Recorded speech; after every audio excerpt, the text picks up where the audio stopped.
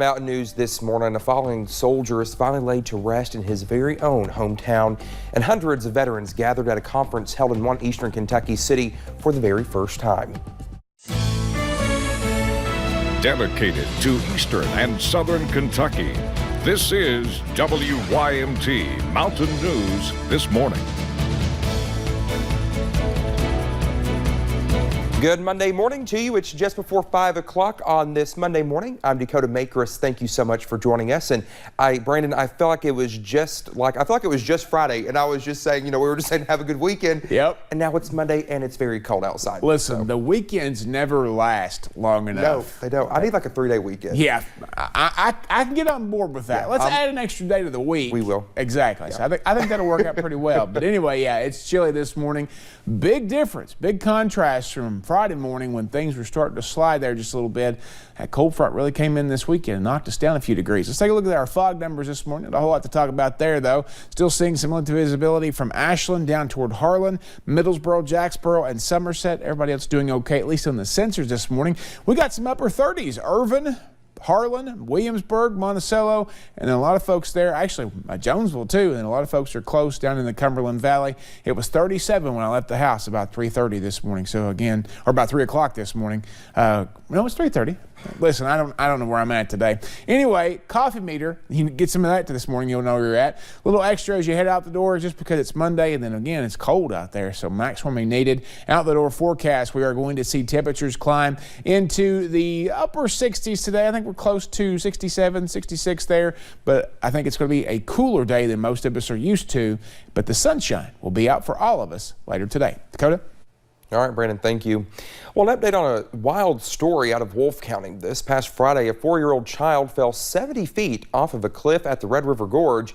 The child came out with just a few cuts and bruises, but for the most part was unscathed. Allie Blake spoke to one of the team members that responded that day. Wolfe County Search and Rescue have responded to a record number of rescues so far in 2021.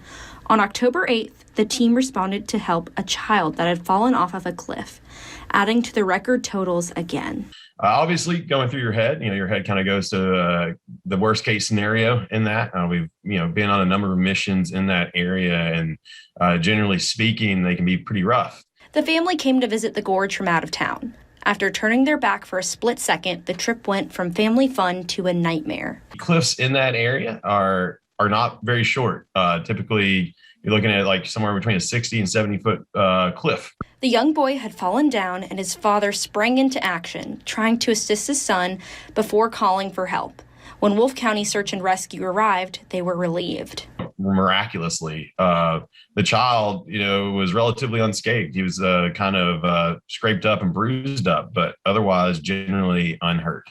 Of course, the little boy cried at the sight of his father, but remained in good spirits throughout it all. He was very talkative, talked a lot about superheroes, as lots of 4-year-olds are probably pretty big into superheroes. Asked if we were superheroes. I kind of replied like, no, but I think you are. The child did get checked out at the hospital, but as of this weekend, he's determined to be okay. Allie Blake, WKYT.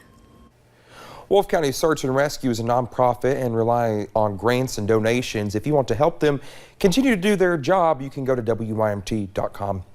A fallen World War II veteran has finally been laid to rest in his hometown of McKee on Saturday. 20-year-old Burton J. McQueen was killed in combat in France in 1944. But it was not until July of this year that his remains were positively identified.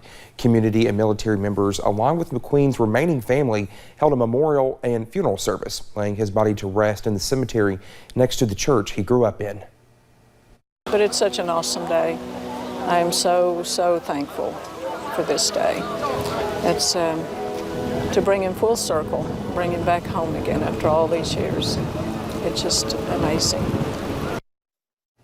Yesterday marked 78 years since McQueen left home to defend his country. The 2021 VFW Fall Conference was held during the weekend, and for the first time, the conference took place here in Eastern Kentucky. Our Jordan Mullins has more from the conference and the vets who gathered there in Pikeville. Combat vets from across the state came together for the 2021 VFW Fall Conference in Pikeville. Usually it's in Louisville or, like I said, Bowling Green, or they're always there. Like we always have them on those areas, and it's awesome. We're going back to Bowling Green this spring. It's going to be awesome, but like it's time that we come back to actually the roots of Pikeville, and we got a big district here. The first of its kind in Eastern Kentucky, the Pikeville VFW post number 3769 has wanted to host the event in Pikeville for some time. This was the vision of a past comrade, James Curry. He wanted to see this happen, but unfortunately he's passed away. So this is in memorial to him also.